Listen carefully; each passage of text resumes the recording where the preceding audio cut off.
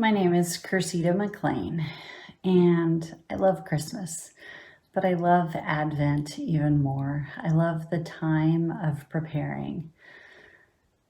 Now, part of the struggle with Advent is that it comes with some really hard scripture lessons about waiting and being patient, and honestly, that sometimes it's not always happy clappy. In my family, Christmas was pretty happy clappy. Until on my way to church to deliver the birthday cake for Jesus, my sister called and said my dad had collapsed in a parking lot and was on his way to the hospital, and I needed to get there as soon as I could.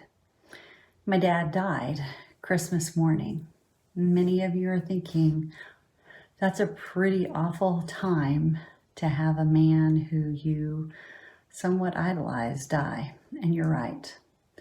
And I can remember standing over his bed on Christmas morning, singing Joy to the World, and the ICU nurse, knowing he was leaving us, saying, I'm not sure how you're doing that. And me saying, my joy comes from this morning. And knowing that soon on Christmas morning, my dad will meet Jesus. I remember thinking that afternoon after we had let him go, I wasn't sure if I would ever find the joy of Christmas again.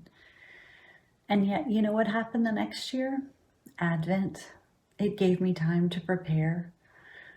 Not gonna lie, there was no Christmas tree that I put up that year, but people who loved me came to my house and they put the Christmas tree up for me.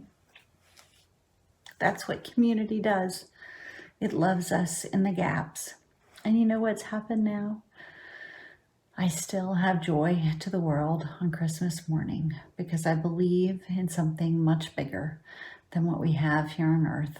I believe in a Jesus that taught us to care and love for one another, even when we couldn't do it for ourselves.